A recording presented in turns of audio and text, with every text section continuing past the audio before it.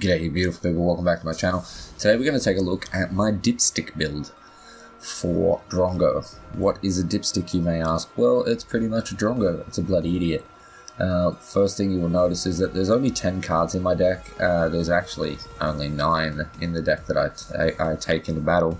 But we've put Cold Week in here just in case, because I feel like some people actually really like it. I do like it, very much so.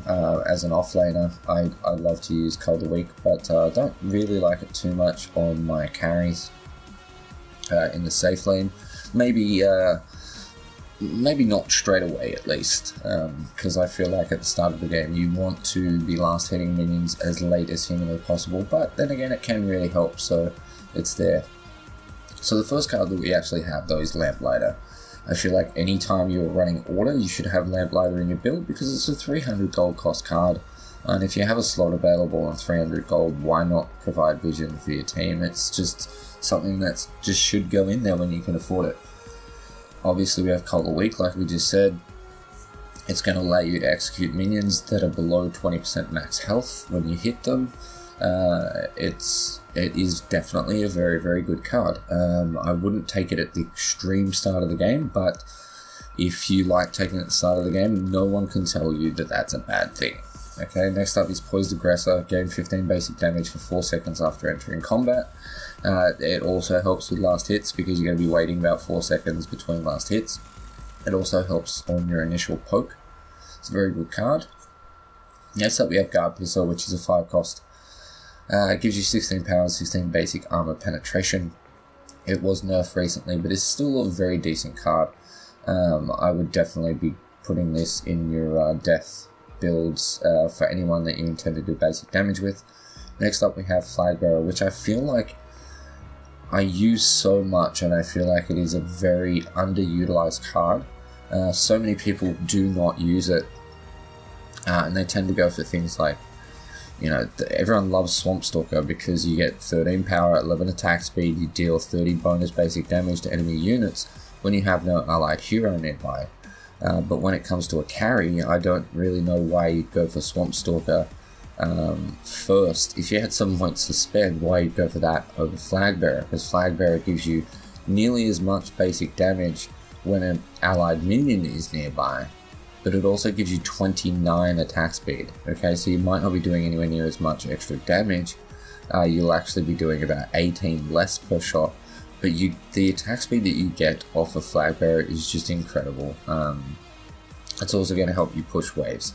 So I strongly recommend putting Flag Bearer on your order carry builds. It is a remarkable card, and as we just stated, Swamp Stalker, 13 power, 11 attack speed, deal 30 bonus damage to enemy units, while you have no enemy hero nearby. So Flag Bearer may be better, but why not take both when you can afford it with Guard Pisser? So the next 4 cards are my end build. Yes, there's 4, but there's 2 different end builds. One uses Vampiric Blade and one uses Sacred Alchemy. The reason why I have these 2 builds is I can't actually decide which one I like more. Okay, so Malak's Tribute and Knight of Asher are always in the build. It's just whether I take Sacred Alchemy or Vampiric Blade. So Malak's Tribute gives you overhealing shields. It allows you to gain shields for any healing above max health, 15% maximum. Even just leaving base with an extra 15% maximum health is a good thing. It also gives you 15 power and 290 health, which is also a good thing. We'll go to Knight of Asher. Knight of Asher did just get a buff. Excuse me.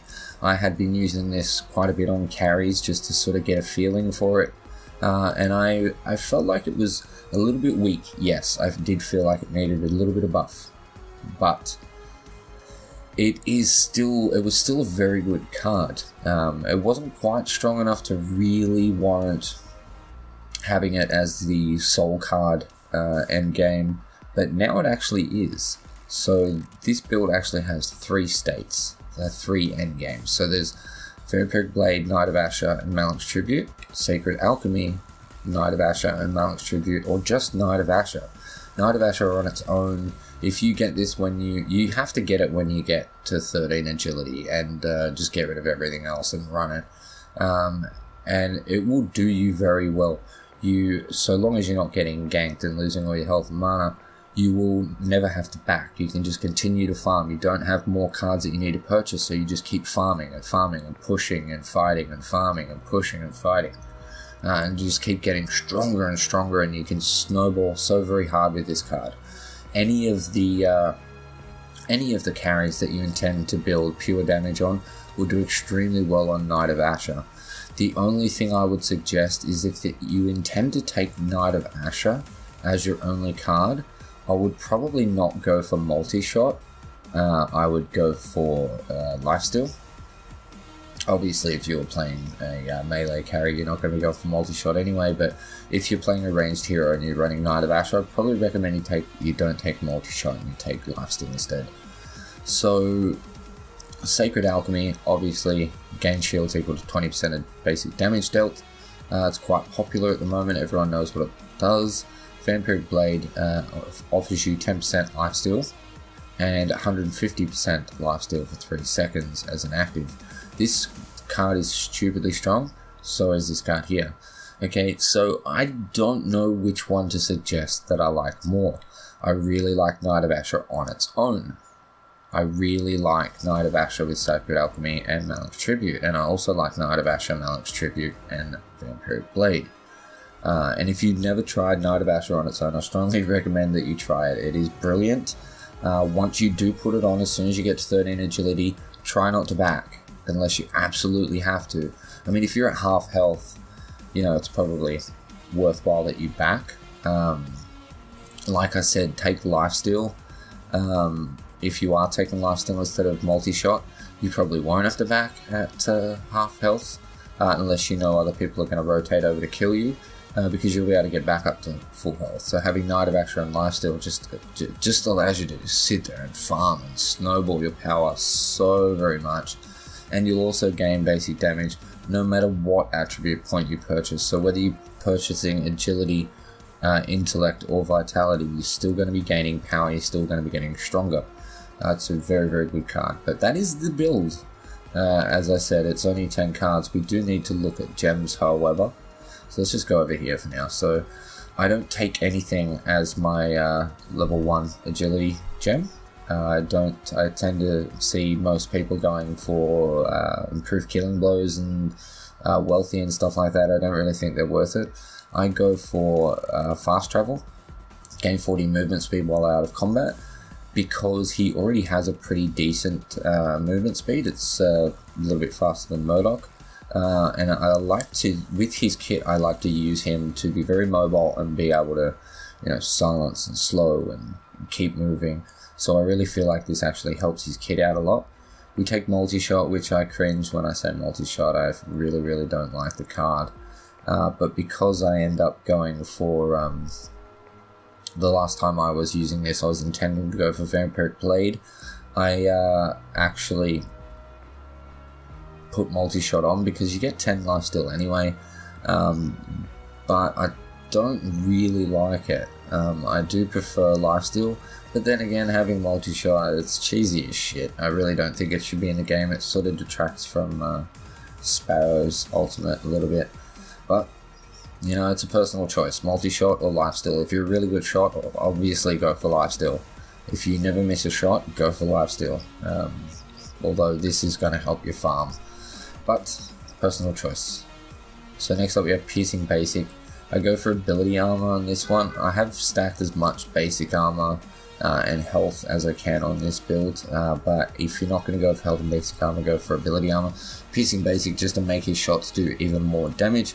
Get rid of 30 of the basic armor. Relentless Pursuit, which works well with works well with his kit, being able to keep a distance, slow them down, keep moving.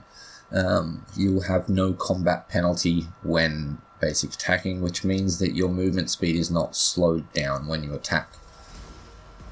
The other two that I have is Quick Exit, because I like to be able to, if I have to, get back to farming as quickly as possible. This is actually really good, this card, gem. And next up we have Damage Reduction. So pretty standard set of gems there. Not too fancy on the build. It is only 10 cards, but don't keep it at 10 if you don't want to keep it at 10. Chuck a couple extra cards in there and it will be fine. Sorry for ranting so much, guys. This video is probably a little bit too long, so I apologize for that. I'm going to attempt to get a hero guide out. Haven't done one in quite a while.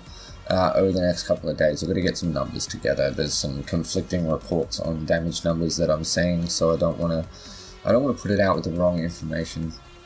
But I hope you enjoyed the video. If you did, smash the like button.